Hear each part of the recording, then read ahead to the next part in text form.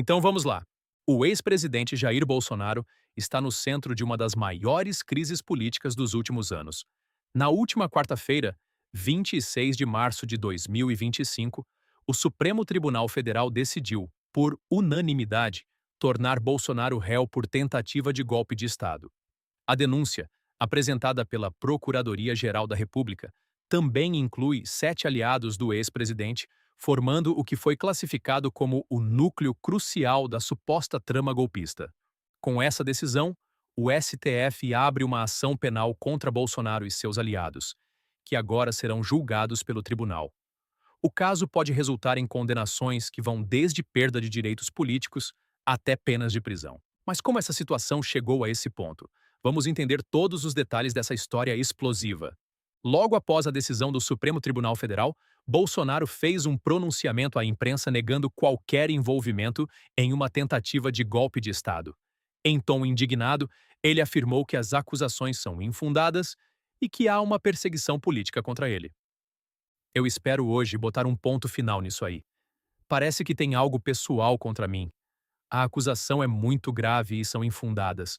E não é da boca para fora, declarou Bolsonaro. Segundo Bolsonaro, enquanto presidente, ele jamais teria incentivado atos de violência ou qualquer tipo de intervenção militar. Ele destacou que sempre defendeu manifestações pacíficas e colaborou com a transição de poder após sua derrota para Luiz Inácio Lula da Silva, PT, em 2022. Golpe tem povo, mas tem tropa, tem armas e tem liderança. 1 ano, 2 anos de investigação não descobriram quem porventura seria esse líder, ironizou Bolsonaro durante a coletiva. Para entender essa acusação, precisamos voltar ao final de 2022. Após a derrota nas urnas, Bolsonaro se manteve em silêncio por quase 2 meses, sem reconhecer oficialmente a vitória de Lula. No entanto, durante esse período, milhares de apoiadores do ex-presidente montaram acampamentos em frente a quartéis militares por todo o Brasil, pedindo uma intervenção militar para impedir que Lula assumisse o governo. A situação saiu do controle em 8 de janeiro de 2023, quando esses grupos invadiram e depredaram as sedes dos 3 poderes em Brasília: o Congresso Nacional, o Palácio do Planalto e o STF. Bolsonaro, que na época estava nos Estados Unidos, condenou os atos publicamente, mas já era tarde demais. As investigações apontaram que membros do governo Bolsonaro teriam articulado a tentativa de golpe nos bastidores, orientando e incentivando os acampamentos e as manifestações. O ponto central das acusações está em um documento que ficou conhecido como Minuta do Golpe. Esse documento foi encontrado pela Polícia Federal durante buscas na casa de Anderson Torres, ex-ministro da Justiça de Bolsonaro. A minuta previa a intervenção das Forças Armadas no processo eleitoral, anulando o resultado das eleições e mantendo Bolsonaro no poder. Segundo a PGR, o documento foi discutido em reuniões privadas entre Bolsonaro, assessores e altos membros das Forças Armadas. Bolsonaro, no entanto, nega ter conhecimento sobre a minuta ou ter autorizado qualquer ação nesse sentido.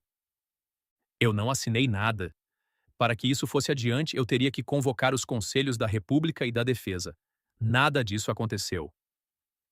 Durante a coletiva, Bolsonaro tentou se defender, ao afirmar que colaborou com a transição de poder para o governo Lula.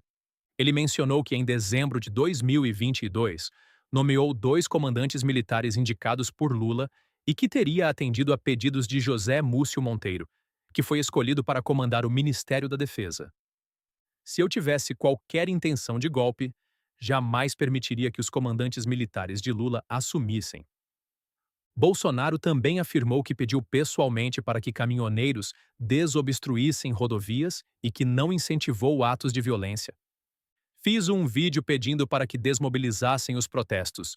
Não queria criar o caos ou derrubar o governo. Apesar da defesa de Bolsonaro, a Procuradoria-Geral da República afirma que o ex-presidente foi o cabeça de um plano golpista que envolvia setores militares e políticos.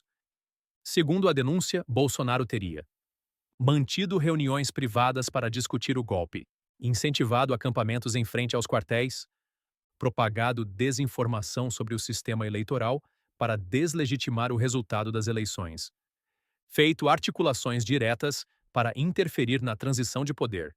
Entre os aliados também acusados estão Anderson Torres, ex-ministro da Justiça; Braga Neto, ex-ministro da Defesa e candidato a vice de Bolsonaro em 2022; Valdemar Costa Neto, presidente do Partido Liberal; General Augusto Heleno, ex-ministro do Gabinete de Segurança Institucional; Ciro Nogueira, ex-ministro da Casa Civil; Eduardo Pazuello, ex-ministro da Saúde; Carlos Bolsonaro, filho de Bolsonaro e vereador no Rio de Janeiro. Com Bolsonaro e seus aliados se tornando réus, o STF abrirá uma ação penal para julgamento. Em caso de condenação, as penas podem incluir perda de direitos políticos. Bolsonaro poderia ficar inelegível até 2034. Penas de prisão. A tentativa de golpe de Estado é considerada um crime grave contra o regime democrático. Cassação de cargos públicos para os envolvidos que ainda ocupam funções políticas. Essa decisão cria uma crise interna dentro da direita brasileira.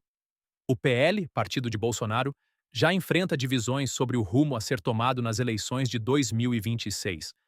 Ronaldo Caiado e Tarcísio de Freitas despontam como possíveis nomes para disputar a presidência. Já Carla Zambelli, Eduardo Bolsonaro e outros aliados diretos de Bolsonaro defendem que o ex-presidente continue como liderança política, mesmo que inelegível. Bolsonaro já sinalizou que pretende continuar ativo politicamente e que vai recorrer da decisão do STF. Mas o cerco está se fechando, e essa ação pode ser o golpe final nas pretensões políticas do ex-presidente. O que você acha dessa situação? Bolsonaro é culpado ou está sendo perseguido politicamente?